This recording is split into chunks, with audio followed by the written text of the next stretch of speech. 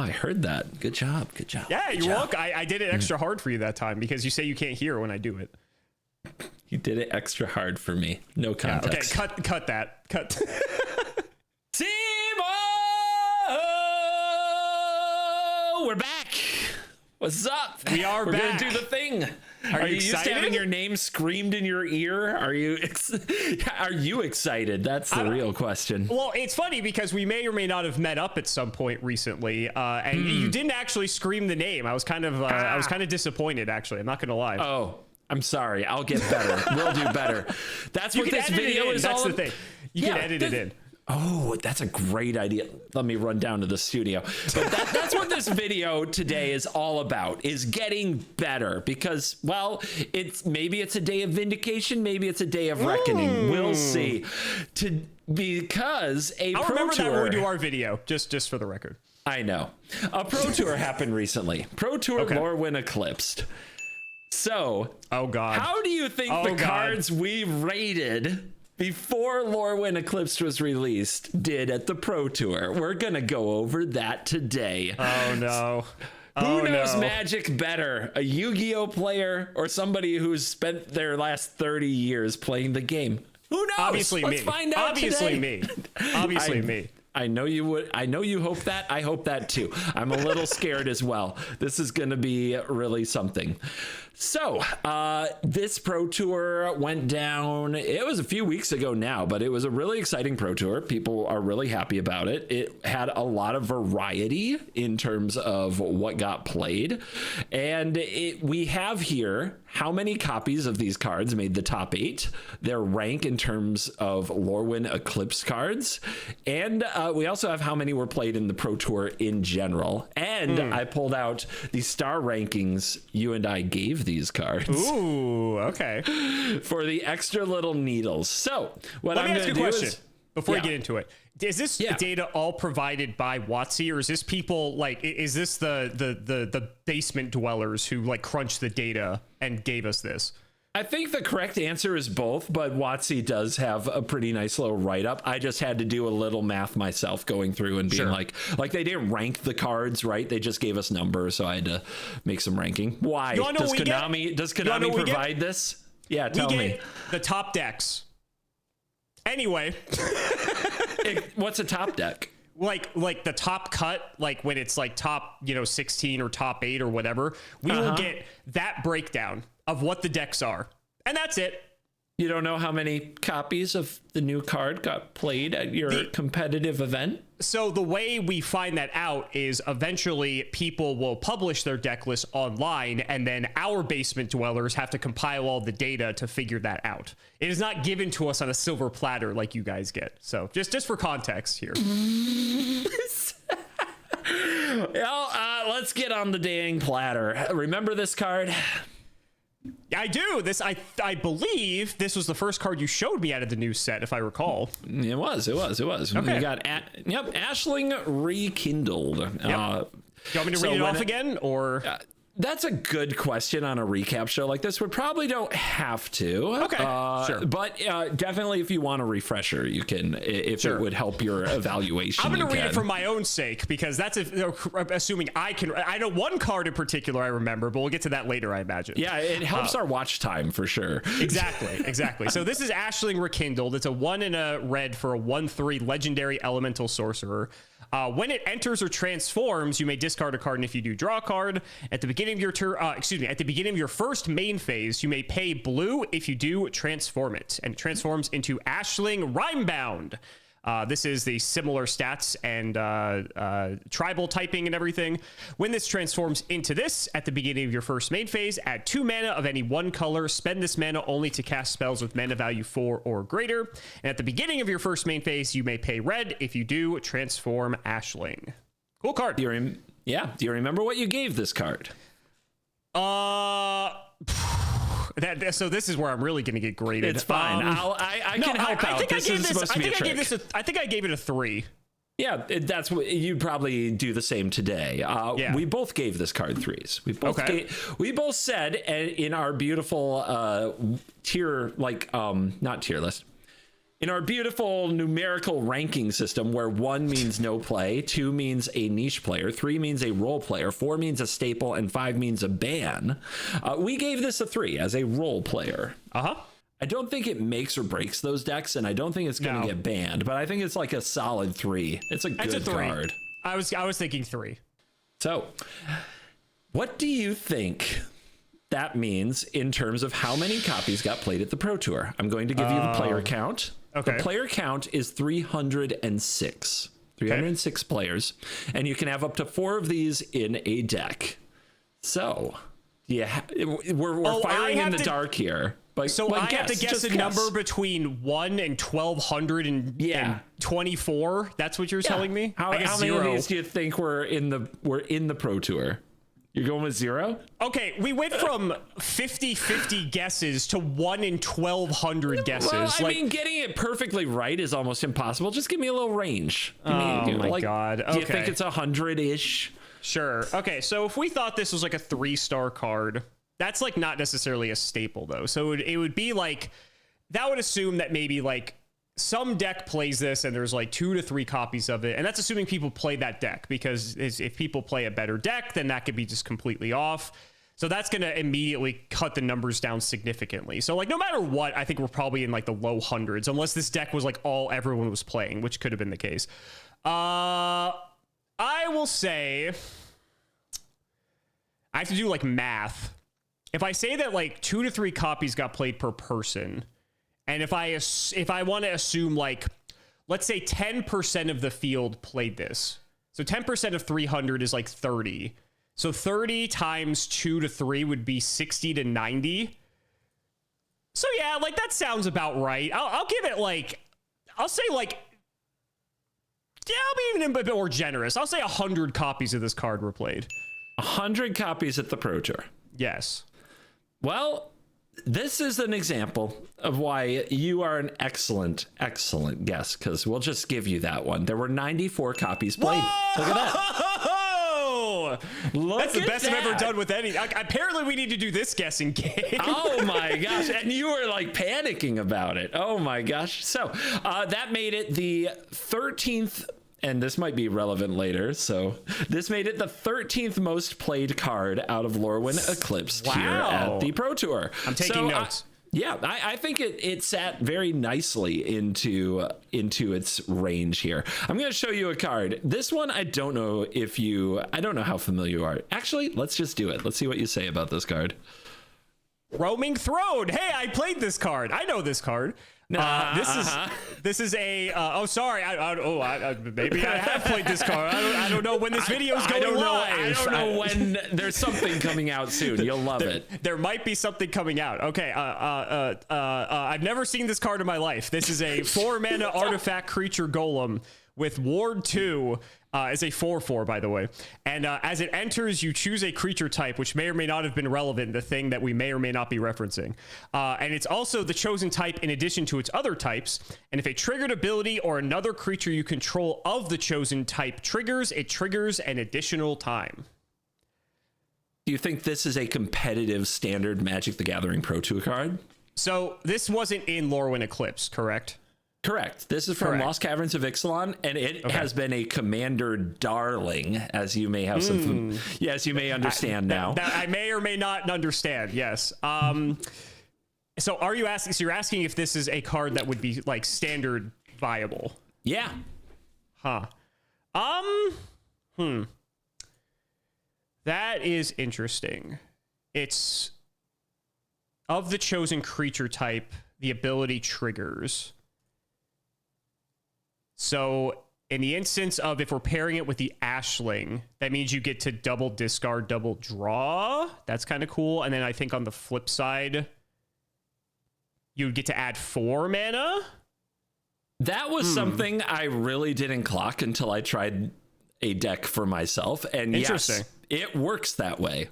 It absolutely works that way. Okay. I could see it. Yeah. Like, I mean, even in Commander that I may or may not have played at some point in life, like it already, like, the stats on it are already like good enough by itself. Like a 4-mana 4/4 with Ward 2 is already like just kind of annoying. But then the fact that it just like doubles everything if you're playing like a, what is this? If like this is like an elementals deck, because it has to be elementals because the Ashling is a sorcerer and Rhinebound's a wizard. So if there's like an elemental like multi-trigger type of deck, then like, yeah, I could actually see this being playable. Like it doesn't seem like overstated or anything. I think the Ward 2 is really annoying. But I can see it. Yeah. I can, especially if you say standard's like a slower environment. I can see it. Yeah. We will clock that. We will keep that in mind as we go through some more of these numbers. But sure. I do want to say this. Roaming Throne went from like an expensive card, like a $40 rare. Whoa. It went up to like almost $80 the day after the Pro Tour. Whoa! Yeah, I'm guessing it has like one printing. Is that why? Yep. Love card games. Love card games. Yeah, this was definitely considered a commander card until the Pro Tour happened. So that's exciting. We love that. That's fun. We like that. Yeah, we had a good time. Or hate that, depending on your perspective. Either way. So I think let's give ourselves a pat on the back. We're starting off well. We gave Ashling 3 stars. Ashling was not unplayed at the Pro Tour. Ashling did its work. Let's talk about another card. Okay. Do you remember this big green boy? Aurora Awakener. Is this the thing I called like a Yu-Gi-Oh card? This seems familiar. 6 in a green. You yelled Yu-Gi-Oh to the sky, like really loud in an anime That sounds like voice. something I would do. Yeah. That does sound like something I would do. 6 in a green for a 7/7 giant druid with trample. And it has Vivid. When this creature enters, reveal cards from the top of your library until you reveal X permanents, where X is the number of colors among permanents you control. Put any number of those onto the battlefield. Yep. Okay. I remember this. This is definitely the Yu-Gi-Oh card. I gave this card 4 stars. I think I also gave this 4. I think this is a solid 4. I don't know if it's like a band contender necessarily, but I think definitely a 4. If I recall. Yeah. You also gave this card 4 stars. Yep. So either this card was like one of the best things people were doing at this Pro Tour, or it fell flat on its face. I feel like this is too pushed for that to be the case, though. So Ashling was the 13th most played at like 94 copies. I need to put that in my notes. So where do I think this landed? 13th most played at 94. So I have like a good range now to kind of work with here. Let's go with, I have to remember like my percentages. I assume that was like 10% of the field. If I think this is better, which I do think it is, let's say like, I don't want to say 20% of the field. That might seem a bit high. Maybe like 18%. So 18% of 300 is what? We got like 54. Yes, I pulled up a calculator. Wow. We could also simplify it a bit, and you could just guess the rank if you wanted to do it that way. No. I'm going for broke. I'm going for broke. All right, so 54. The question is, how many of this would you play? If your deck's built around it, how? Okay. See, so this is like a I can't help myself. No, that's fine. Like this might be a Yu-Gi-Oh versus Magic deck building thing, because it's like in Yu-Gi-Oh, if you had something like this, Yu-Gi-Oh is like the game of tutors, right? Our card draw is not great, but our tutors are insane. And so, which is funny because you actually have tutors that are technically better than ours, but you have to pay for your tutors. That's the difference. So like in Yu-Gi-Oh, you would have a way to like just tutor this out. So like you technically don't need to play a lot of copies of it. Although technically you can reveal Aurora Awakener off of Aurora Awakener to like keep triggering it. So in that case, you would want to play multiple copies to like just basically high roll your opponent out of existence. Otherwise you would just play one and tutor it and then just immediately trigger the effect. There's a card. It's Nature's Rhythm. Is that what it's called? That is, yeah. It's the thing. I think that's a tutor that can like just get this guy immediately from the deck. At the low price of like 9 mana, which Badger Molt Cubs can do on turn 3, so it's fine. Right, exactly. So like you have the tutors to do it. You're probably going to want to play a bunch of it's weird because this card is bad if it's not in your deck, but it's like it's insane if it stays in your deck. I mean, you could have ways to just cycle it and get it into the grave. So maybe it's not like the end of the world, and maybe they accounted for that in the deck building. This is like where the Yu-Gi-Oh brain just goes crazy because we just try to like min-max this shit. Oh yeah, you're cooking. I'm cooking. So, but how many of this? I don't think you would play 4 of this. That just seems like... But man, if you just keep hitting one into another, like you just win. Like it's insane. So it's like what does your deck like do if you're not casting it, right? Right, that's the thing. It's like this is like what your deck is trying to do. So like maybe there are just things that are in a different. Well, I mean the Awakener, right? Not that I don't know if you'd play that in the same deck, but like it's a discard draw card, right? So like even if you draw it, you can at least get it out of your hand, and then you can reanimate it, and then you're like you're set anyway. So I imagine in the deck building they accounted for that. You either play like 3 or 4 of it, I imagine. Because like I don't think you need. I don't think you just play 1. Okay. That just doesn't seem good. Go with it. Go with it. So if I go with that, that means we're at like anywhere from 160 to like 200 copies total. A lot of copies. A lot of copies. A lot of Aurora Awakeners. I'm gonna split the difference. I'll go 175. 175 Aurora Awakeners at the Pro Tour. Yes. And the correct number is 0. 0. Wow, really? I did all that for nothing. Well, that's good content for you. There you go. Yeah, you're looking this card at just didn't show up. Really? You're looking at a $1 mythic rare. Really? Yeah. How come? This card seems nuts. Full flop. What a great question. What a great question. I especially with like, so it really feels as good as that trigger is, that when you acquire the mana or the ability to reanimate, you do better. There's better things to reanimate. Okay. It sounds crazy. Can you show me an example? What's something better to reanimate?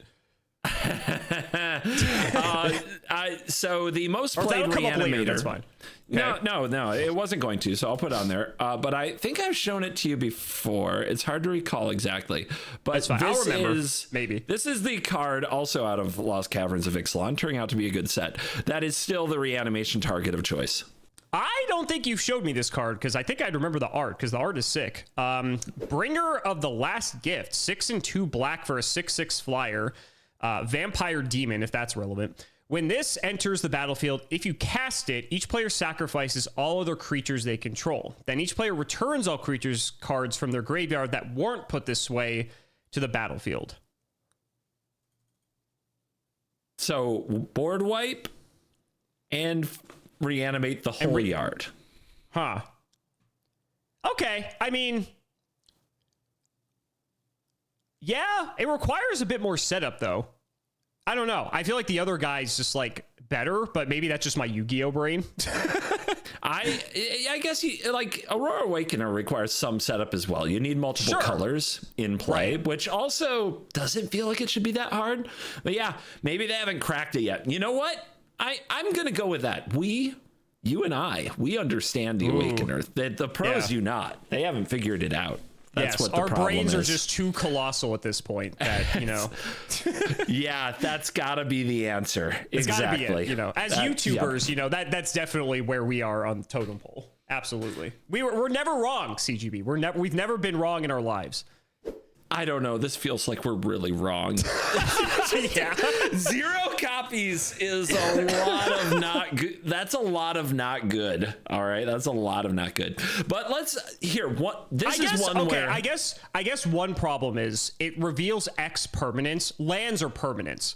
Right. Yes. So like, I guess that's the biggest issue is that if you just hit lands, this card sucks. Because it's like, what is it actually doing then?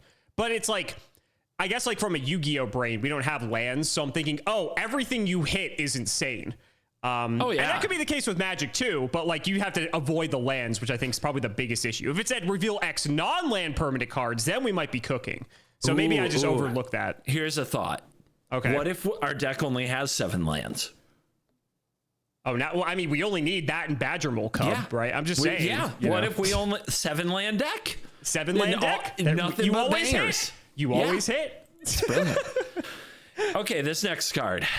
One of us has to be right and one of us has to be wrong. Ooh, do we split the difference on this one? Okay. We did. Bloom Tender. I may or may not know what this card is too. This is 1 and a green for a 1/1 elf druid with Vivid. You tap it for each color among permanents you control to add 1 mana of that color. Dude, you're threatening my content with all this commander you've been playing. I know, right? That's the problem. It's like the more I play, the better I get at playing the game. We're gonna have to change this from Yu-Gi-Oh player like rates cards to commander player rates. Commander, oh, there we go. Cards. Commander player. Yeah. So, what did I rate this? Did I give this a 4? You did. And you probably gave it a 4. What did you give it, a 3? I gave this a 2. Seems very good. I give this a 4. Seems good. Ooh.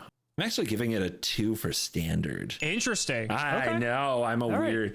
I'm not a believer. It's a commander banger and it'll sell the set, but I'm not sure it's here because of its prowess in standard. I'm pretty sure it's not. Sure.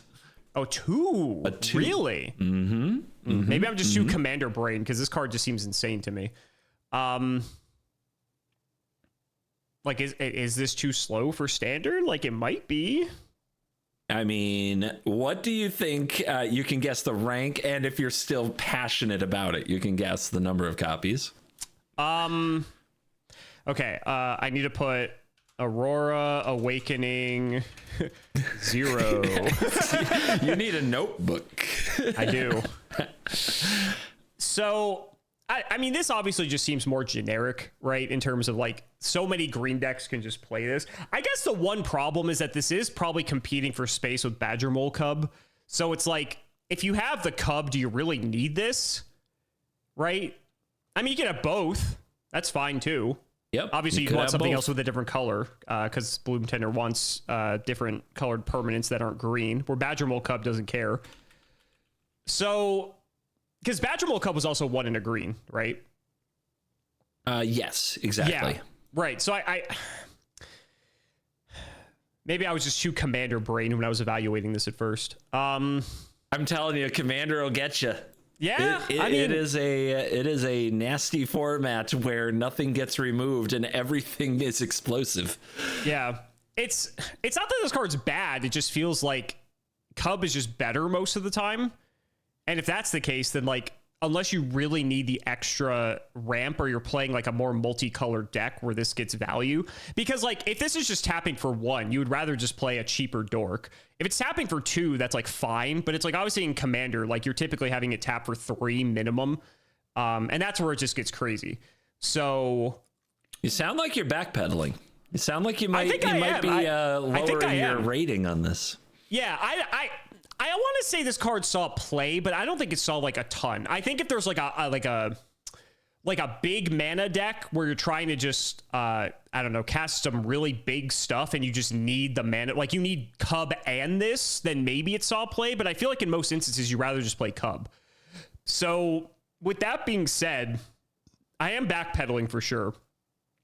I think it's probably saw some play, like.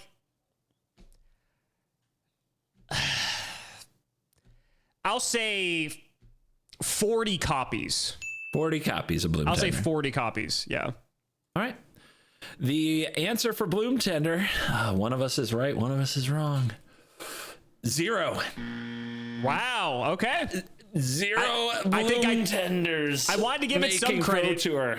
I wanted to give it some credit, but it is kind of tragic. This is a mythic and an iconic Magic card. And let me show you the card that saw all the play that I think Bloom Tender would have received. Because it breaks all our hearts, really. There's nobody happy about this. Is it something instead of the Cub? Ooh, what the hell is this? Spider. Oh my God, is this a Spider-Man card? It has to be. Spider Manifestation. 1 in a hybrid red or green for a 2/2 with reach, and it taps to add red or green. And whenever you cast a spell with mana value 4 or greater, untap this. Oh, interesting. Okay. Yeah, when you combine Spider Manifestation with Cub, it taps for 2 mana. When you use it to cast a Nature's Rhythm for 4 or more, it untaps and you get to use it for more mana. And then you get to flash back the Rhythm or cast another thing and untap it again. And then when you play your Ouroboros or your Craterhoof Behemoth and put a bunch of counters on it and make it like a 12/12, it untaps so it can also attack and end the game. Yeah, so that's a bit better. That's a bit better. Just more. Yeah. Yeah. And it's an uncommon from Spider-Man, Simo. I think that's like the part that kills you the most, if that's a Spider-Man card. It's an uncommon from Spider-Man is displacing an iconic Lorwyn reprint that's over 16 years old. A beloved Magic card with a beautiful art reprint is getting no play because of a Spider Manifestation. You trying to make a statement here? That's what it feels like. I don't want to mess up my sponsorships. Let's move on. Let's get the hell out of here. But take it like, man, I hate being right about the Bloom Tender. I really do. It kind of stings. It kind of stings. It does. Yeah. All right. You remember this art? Oh, I remember this card. You and I fought on this card, I think. We did. Bloodline Bidding. This is 6 and 2 black for a sorcery that has Convoke and choose a creature type. Return all creature cards of the chosen type from your graveyard to the battlefield. I think if I recall, you rated this high and I rated it low. That's right. I gave this 4 stars. You gave this 2. It's a cool card, but I think it's probably like a 2 in my eyes. Okay. Fuck it. Give me a 4. Give me a 4 on Bloodline Bidding. Let's make this a deck, guys. Let's do our work, internet. Let's do this. Right. Meaning you think it would be in a niche deck, and I think it's a staple, a format staple. So, how do you think it did at the Pro Tour, Lorwyn Eclipsed? I think, again, I still kind of, just given the way the card works, I'm going to dig my heels in on this one. But it's probably not the case, and you are showing me this again because you're right and you want to have that on camera. You think I'm that petty? You think I'm that absolutely petty? Absolutely. Like I can't show an L? You think I'm a YouTuber who deletes their L's? You think I'm the person? Enough you think I turn the comments off on my videos when I say something dumb? Is that what you think of me? I've played enough Commander with you to know how petty you are. Anyway. Okay, so a few copies. I'm gonna remember that, but go on. I know you are. This is gonna be great because the more Commander we play, it's like there's gonna be this long withstanding like feud that people are gonna realize. Anyway, 50 copies. Final answer. 50 copies. On something 50. You gave a 2. Wow. Wow. Wow. Man, am I delighted to just tell you that Bloodline Bidding has no play whatsoever. Woo! I will happily be wrong in this, but I was right overall. 0. Dead 0. Another $1 card out of Lorwyn right there. No Bloodline Bidding decks to be seen. The Bringer deck, I think, also displaced this very easily. Yeah. Oopsie. We call that a big Bringer, oopsie. like I don't think you showed me Bringer, or if you have, I just don't remember, but I feel like I'd remember art like this.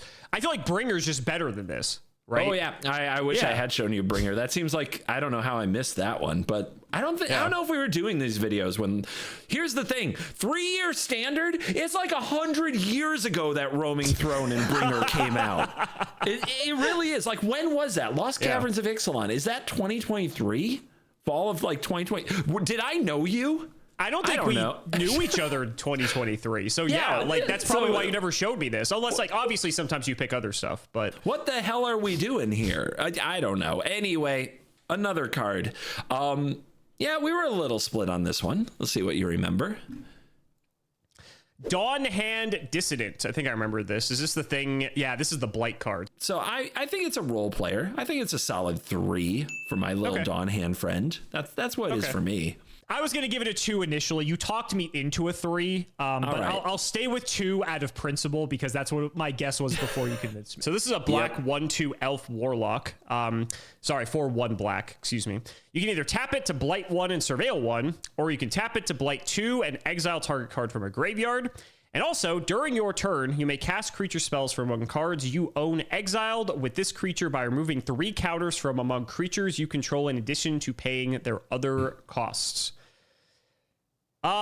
This one was, I remember this card was interesting. And I think later you show me like the card that like has a bunch of counters that it's like, I think it was like a 1 mana card that's like a 7/7 that has like 6 -1/-1 counters or something like that. It's just like the counter. I don't know what you're talking about. What? That doesn't sound like a card we'll get to later at all. Yeah, never. Okay. So like was this actually a deck? I guess is the question. I mean, this card's pretty good. Like, if that deck is real, this card is good. So it's a matter of if the deck actually worked and or saw play. I guess you know there was a graveyard deck, and that does make the second ability way better. Right, exactly. I'll give it the benefit of the doubt. Let's go with... Really quick, you had 2 stars on this. I had 3. I was a little higher on this than you. You were. My issue was that it felt a bit too situational. But like, if the deck exists, this is going to be an auto include because it's a 1 cost and does like 5 things. So if I go 5% of 300, that's 15. And if that deck exists, you're probably playing like 3 to 4 of this card. I'll say 50 copies again. Okay. The correct answer is 3. Sick. 3. So 1 deck is what you're saying. Hold on. It's either 1 deck played 3 or 3 decks played 1. Yeah. Or I guess 2 decks could have played 2 and 1 or something like that. But I don't know. And I'm guessing, we do have a little information about where and how they played it. So there are 3 copies. They were all in a main deck. None were in sideboard. So somebody was just into this. One person was probably just into this. They were just ahead of the curve. I don't know what to say. So as much as you might feel off on that 50, you were righter about Dawnhand Dissident than I was. It saw significantly less play than I would have expected. So what would you have guessed? If I were in your seat right now. Yeah. Sure. With and we're gonna assume I didn't watch the Pro Tour or know anything about it. I'm in exactly your seat. I would have guessed a lot more. I would guess like 80 copies. I'd have been really much. I would have been much wronger on this one. So are you sad this deck didn't come together? A little, but when I see the way that people are choosing to interact with some of the things going on from these decks, I get it. And I might get, I can try to get more into that a little bit later, but people aren't just like, some people are hating the graveyard, but not many. Most people are just stopping abilities from happening at all with various other floodgate pieces. It's interesting. Like, you just said floodgate. Look, I'm rubbing off on you. I think Yu-Gi-Oh's rubbing off on me, yes. It's a good term because in Magic we would just call it hate pieces, but hate pieces can mean so many things. That's so broad. Dawnhand Dissident is a hate piece because it can hit the graveyard on command, but it's not a floodgate because it doesn't turn the graveyard off. So I like the term because it differentiates a card like Rest in Peace from a card like Dawnhand Dissident. So I'm happy to rub off some... I was going to make a joke. I need to just stop using that phrase. Clip that. Rub off. Clip that. No. Okay. None. I would say, so far, I would say, if you're keeping your CMO CGB scoreboard about who's righter about Lorwyn Eclipsed. Right now, we were both right on Ashling. Okay. We were both wrong on Awakener. I was right on Bloom Tender. You were right on Bidding, and I was right on Dissident. Right here, you are more right on Dissident than I am. So technically, I'm ahead by 1. You are plus 1 right now. We would never keep score. We would never Libby keep score. Libby, we need a new scoreboard that tracks exactly. Scoreboard. Yeah, we need a head-to-head scoreboard. Put my little emoji face on one side, put Simo's little icon face on the other, and we need. I gave her a that's face what to we use. need. Beautiful. Thank you. Excellent. Now she's going to be like, God dang it. I have to go back and reboot the scoreboard. I have to work now. Or she's just going to put it in right now from here on. Either way, this is fun. I like this. All right. Next card. Ooh. This will be a fun one to talk about again. Oh, I thought this card was so sick. This is Deceit. This is 4 and 2 Deceit. hybrid blue-black mana. This is what we do to each other when we play Commander. This is a 5/5 elemental incarnation. And then when this enters, if you paid double blue to cast it, you get to return up to one other target non-land permanent to its owner's hand. And when this enters, if you pay double black was as part of the cast, then target opponent reveals their hand, you choose a non-land card from it, and they discard that card. And you can just evoke it for double hybrid blue-black mana if you so choose. This card is so sick. I really hope this card saw more than 0 copies played.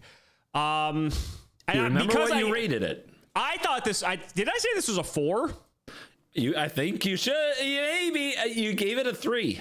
Oh, 3. I give it a 3. Yeah. Interesting. Yeah, I went back and you gave it a 3. What'd you give it? I gave it 4. You gave it 4. Okay. I gave it 4. Yep. I would give this like a. I give it like a 3. I give it a 3. I should give it a 3. Okay. I should. Okay. For content, it gets a 4 though. Come on, let's go. They're exciting. He has to be right. He has to be exciting. right. Why? I'm curious why I underrated it. Because like reading roll the tape, Libby. Because reading it again, it's like it seems like I guess it's like maybe. It's like maybe if the color pair isn't good, but like even then, because it's hybrid, you can sort of splash it in certain things. Huh.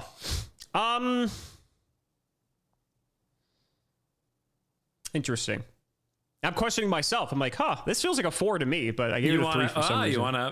You want to maybe up the guess here to try to save some face? Is that what you're trying to do? Maybe. I think so. Maybe? I think we're gonna put this in. We're gonna put this in Ashling territory. That would be 94. Copies. Yeah, that was ranked 13th.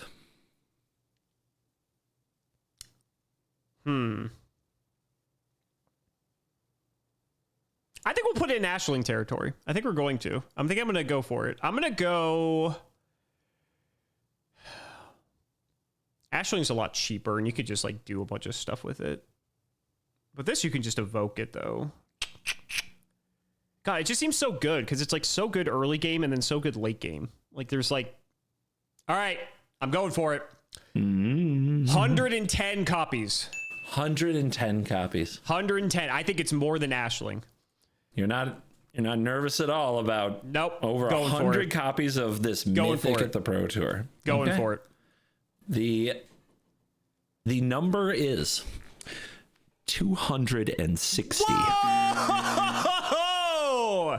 Making this the 5th most played Lorwyn Eclipse card at the Pro Tour with 260. 12 copies in the top 8. Yeah, 12 copies made the top 8. If that means they're playing 4 per thing, that means 65 people are playing 4 of this out of that's like almost, you said there's 300. That's like 20% of the field. If that were the case, that's crazy. It crossed multiple archetypes. It actually fit into at least 3 different unique strategies. Because it's hybrid, I mean, I would imagine that's the case, but I wasn't sure if those decks actually panned out or not. It's amazing. So it did go in the Reanimator deck, which was something I believe we talked about in our video. Yeah. A great way to kind of pave the way to make sure that your reanimation effect would happen. This card in particular is an amazing combination with Superior Spider-Man because you can evoke Deceit for one of the modes on turn 2 or 3. And then on turn 4, you can tap the black, and blue, which happen to be the colors of Superior Spider-Man, and copy the cast trigger. And because the mana was spent to cast it, you get both modes for 4 mana. Oh, so, that's sick. Yes, that's cool. Yes, that was a bit of a banger. And it didn't just fit into the Reanimator deck, which was, I think, what people saw coming. But it also fit into the combo deck that went on to win the Pro Tour, and it also fit into the Elemental deck that used Ashling to make the mana to cast it, with Roaming Throne to double the abilities. Simo? Oh, shit. We're cooking. We're cooking.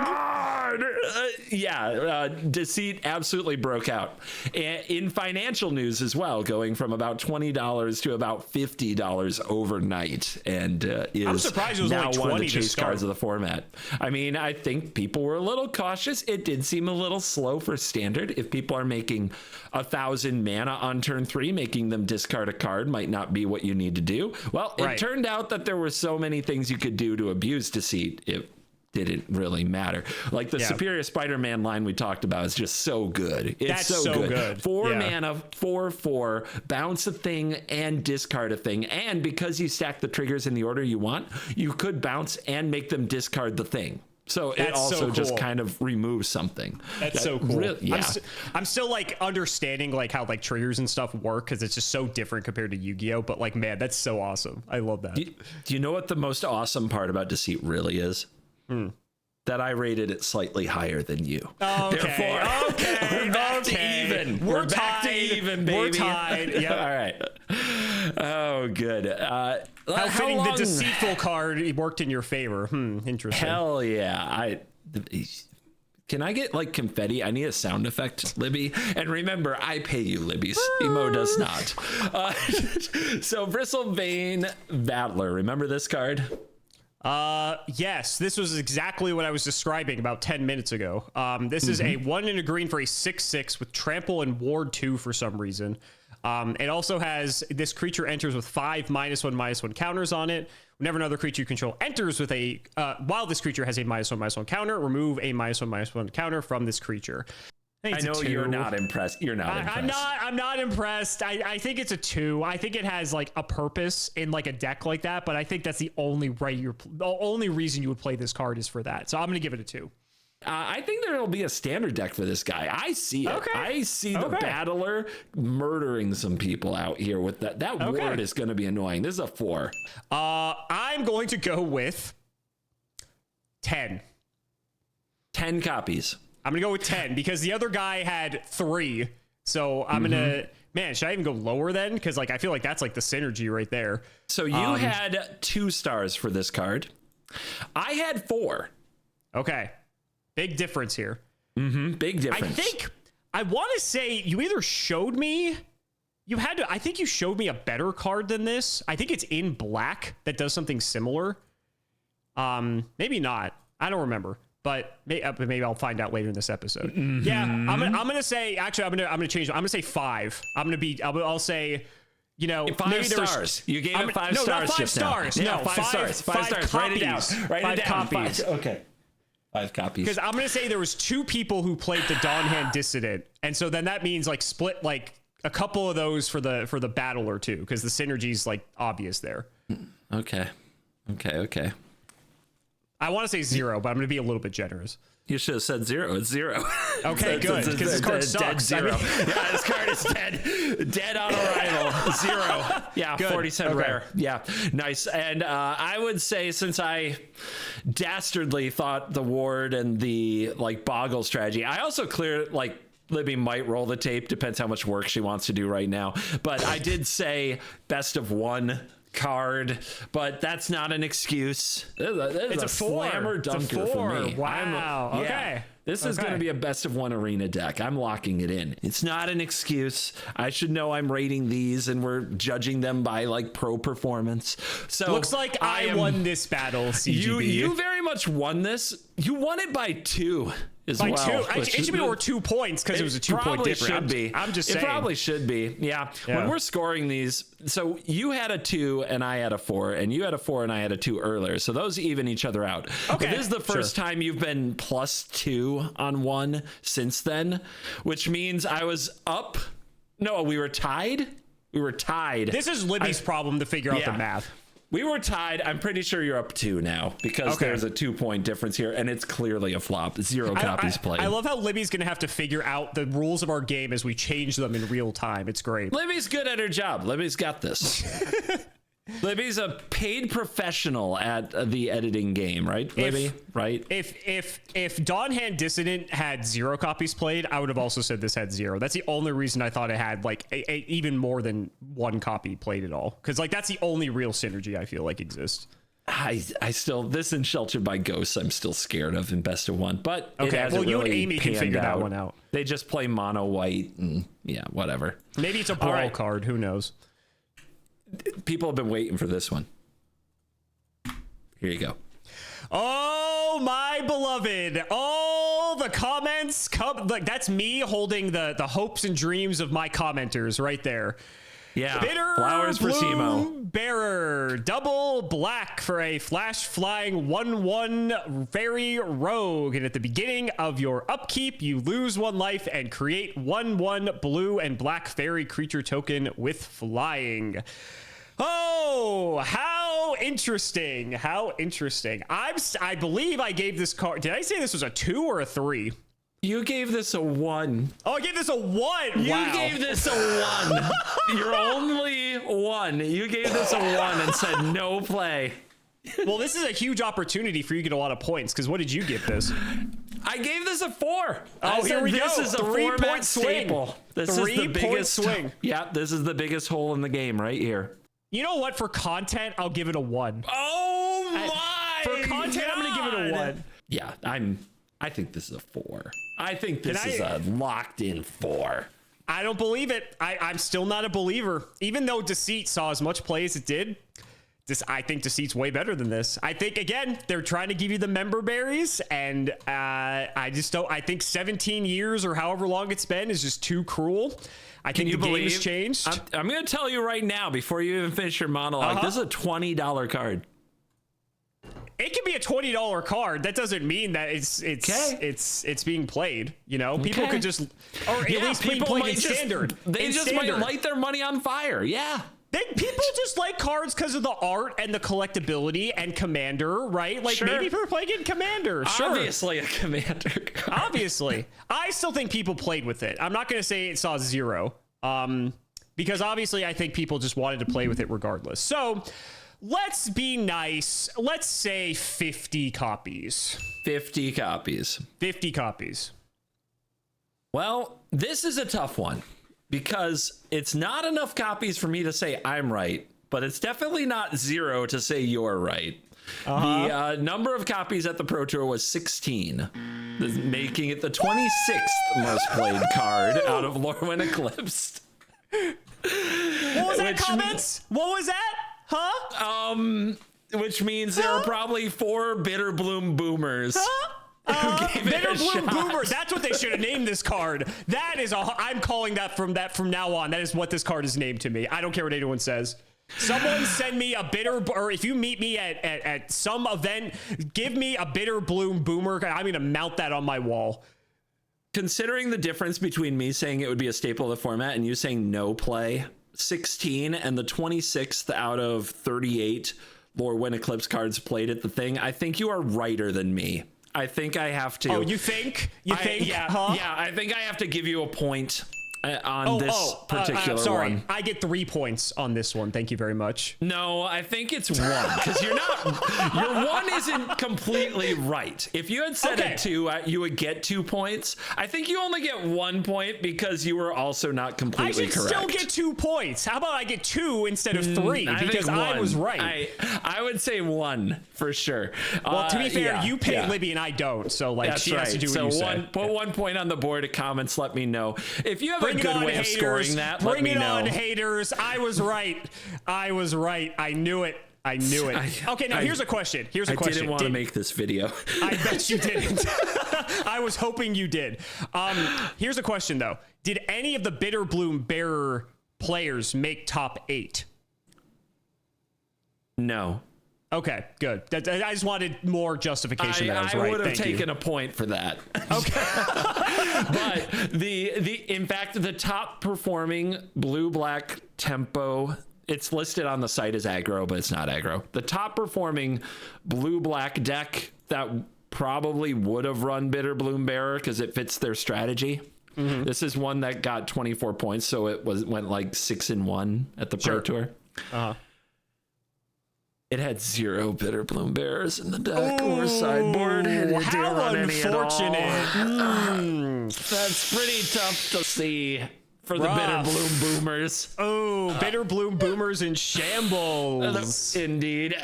it hurts, and I don't want to talk about it anymore. I liked you tried to slide in there. Oh, it's a $20 mythic, Simo. Obviously, it's going to be played. That doesn't mean anything. Yu-Gi-Oh has plenty of expensive cards that are bad. Like I've never gassed you up before, ever. I wouldn't do. It's not me. It's not how I do live my life. It's not how I do my business. No. Okay. We got one more. I'm just gonna say, to me, I won the whole video just because I was right on that. Because I saw the comments on that video. No play and some play are different. People were driving me through the coals for that one. You were getting dragged, but you also did say no play, which is like I'm not saying that's wrong, but I'm more right than you. I'm more right than you, and that's good enough for me. I accept that as the truth. For now. It's a big format. Okay. It is a big format. We'll talk about this 2 years from now, huh? See how it's doing then. Yeah, I'm sure that the power creep won't get worse. Right? Yeah, right. Anyway. I will say in a slower format, that card will probably actually be like one of the best cards for sure. There's no such thing as a slower format. This is buddy, I'm the Yu-Gi-Oh player. I'm our smallest competitive format. Okay. All right. Formidable Speak. Oh, this is the actual Yu-Gi-Oh card. Formidable Speaker, 2 and a green for a 2/4 elf druid. When this enters, you may discard a card. If you do, search your library for a creature, reveal it, put it into your hand, then shuffle. I will just say, I think I said it before, this in Yu-Gi-Oh would be absolutely insane. Like, we have tutors, but our tutors aren't that generic, right? Yeah, well, we do have to pay mana for it. You have to pay for them, yeah. And you have to discard a card. But even if Yu-Gi-Oh was like, play guy, discard a card to get any monster out of your deck, that would be just absolutely game breaking probably. Actually maybe not, because we have our hand traps to stop that, so you'd actually be minus if they hand trap you, and then you'd have to okay, whatever. I'm getting Yu-Gi-Oh brain. It's an enters ability, so it's not part of casting it. Does that matter? I mean, as far as getting 2 for 1, yeah. Oh, okay. You're saying you could also get 2 for 1, is what you're saying. No, because I'm saying if they have to interact with this on the stack, so you don't have to discard the card until you already know this is resolving. That's so dumb. That's so stupid. That's what I said about this card before. It's stupid. That's dumb. Okay. I probably gave this a 4. You did. You gave this a 4. I gave this a 5. Oh, a 5. The first and only 5. Okay. The only 5 of the video. I said band contender. Yep. I said, all right. Yep. How do you rate that? It would probably have to be like the most played card in the set or something. Just saying. That's too suspicious that you said that the way that you did. What? This card rocks. I hope this card sees play. 4. But Formidable Speaker here, I believe, gets a card banned. 250 copies. And Deceit was 260. Yep. And Deceit was 5th. I'm putting it up there. Okay. Just also notable, like, as far as guessing the ranks, maybe you were already taking this into account. I hope so. But for those of you at home, the Shocklands are counted as Lorwyn Eclipsed cards. Temple Garden, Steam Vents, Hallowed Fountain, Overgrown Tomb, and Blood Crypt are part of those ranks. So that definitely hits some of the spots. Anyhow, Formidable Speaker had 419 copies at the Pro Tour. Shit. Making it by a mile the most played card from Lorwyn Eclipsed at the Pro Tour. That's insane. I would never have guessed that high ever. And the That's number in the wild. The number in the top 8, 3. Wow, that's it. Only 3. Yeah, huh? only 3 made the top 8. It's kind of wild. It's a big story. That is kind of wild. In terms of conversion, that's interesting. Yeah. Were they all in one deck? Or was it multiple decks? They were all in one deck. Mm-hmm. So it was just one person was playing. Okay. And the story of the meta of the Pro Tour is that Badger Mole Cub decks were winning so hard, and they were featured with like Formidable Speaker going in. Badger Mole Cub was number 1 with a bullet as the most dangerous card, and those decks ran a lot of Formidable Speaker. Do you think they're gonna ban the Cub? Well, I still hope so, but we'll see. So Formidable Speaker also made it in a number of other decks, especially the Reanimator deck, which we talked about, to make sure that they could turn 4, do their combo and thing. Yep. An interesting thing about Formidable Speaker, though, is it did pair up a little awkwardly against the Deceit decks, because you would go get your card, and if you couldn't play it immediately, it would get taken from you. So that was another way of 2-for-1ing it if they weren't able to take advantage of the mana immediately. And the way you kept them from doing that was you kill the freaking Cub, which all of the best decks came prepared to do. So the meta actually had a lot of variety with 7 different archetypes in the top 8. And there were like 5 different decks that broke out that people did not expect to do well at the Pro Tour at all. That's cool. Here's what they all had in common. They were good at killing Badger Mole Cub. They all attacked the Cub deck in a different way, but they were particularly good at beating the Badger Mole Cub decks. The Cub decks were over like 30% of the meta when you combined archetypes. I think it was like 40-some% of the meta with combined archetypes, and they got obliterated. They got obliterated by all these other decks that rose to the top. 2 Cub decks, even with that happening, still made the top 8, and the 3 Formidable Speakers were in one of the Cub decks. But Badger Mole Cub, by win rate and by record, did not have a great outing, and they actually showed there were a lot of like sideways strategies that people didn't expect at all that were able to take the Cub down a peg. So that's cool, because I recall in a video we did prior, I thought you said there wasn't enough good options to deal with the Cub. So did those all come from Lorwyn Eclipsed or yes, some other? Yes. Lorwyn Eclipsed printed, and these aren't cards I was going to show you, quite honestly, because they are just very generic. But Requiting Hex is a removal spell. It's just 1 black mana, destroy something that's mana value 2 or less. Okay. There you go. A way to just shoot a Cub and have it dead. This was a very highly played card. This had 254 copies, making it the 6th most played card at the Pro Tour. And then right behind it at number 7 was a reprint. This is actually an old card, but it came back in Lorwyn Eclipsed, and that is Spell Snare. Read that one. It's a blue mana counter target spell with mana value 2. Oh, and that's what the Cub is. So if 1 mana. As long as you are, as long as you have this in your hand before they play the Cub, then you're good. And Requiting Hex is good because even if it's after the Cub, you can kill it after the fact. So, yep, even better. And notably, these are blue and black, so you can play them with Deceit. There you go. Look, you can it's also all coming deceit together. the Cub. You can deceit the Cub out of their hand, right? Because if you evoke it, you can do it before they play Cub on turn 2. Yep, if you go first, and if you go second, you can Spell Snare it. Yep, sure. Yep, yeah. That's a lot of options, though. Yeah, there are ways to kill the Cub did show up, and I think people like who fully embrace these, like there's a blue-black control list I love that ran 4 Hex and 4 Spell Snare, and it's like, yeah, you're not gonna Cub me. That isn't happening. This is the no Cub zone.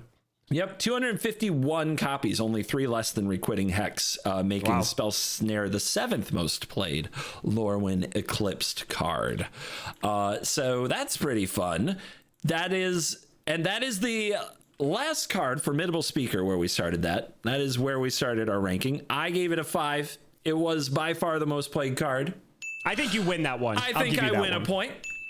Unfortunately, that leaves me still, I believe, 2 points short in this video, which means the Yu-Gi-Oh player rated cards from Lorwyn Eclipse better than the 30-year Magic player. Well. How do you feel? How do you feel? You know, this was a planned victory from the start. No, I mean, obviously it's like the fun of these videos is that, especially because we do these more on your channel than mine, because like Yu-Gi-Oh doesn't get like a preview season, right? So it's fun because it's like we don't know, right? It's like we could be way off or we could be like dead on, right?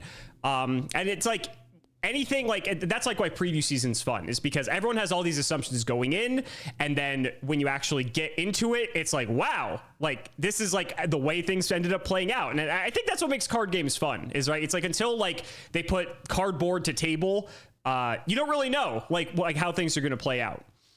Yeah, you don't know, which is why really this is like tossing a coin. So me losing is more about getting unlucky than talent, analysis, experience. Is that so? And Interesting. obviously, when we do this in a few more videos, maybe come back and review our picks, we'll be able to make some better analysis as opposed to whether or not this is just coin flipping, right? Well, depending on when this video goes live, maybe we'll have to take care of this in person in a real man's way of Are you challenging me to a duel? maybe a duel of a 4-player variety of sorts. Like and subscribe if you want to see us considering possibly dueling each other with some other friends in person in the near future, or maybe it already went live. I don't know. It may have already happened potentially. Who knows? It's anything's possible. But yeah, hit subscribe so that and hit the bell so you know if and when such a duel could go live. And also to those of you listening on the podcast platforms, I don't usually shout you out that often. Thanks a lot for doing that. Use the promo code CGBPod to support the sponsor of the episode, CoolStuffInc.com. And shout out to the Spotify, Apple Podcasts, etc. gang. Appreciate you guys. And thank you, Seema. Until next time, we'll see how good you are. You'll see me on the roaming throne in the near future.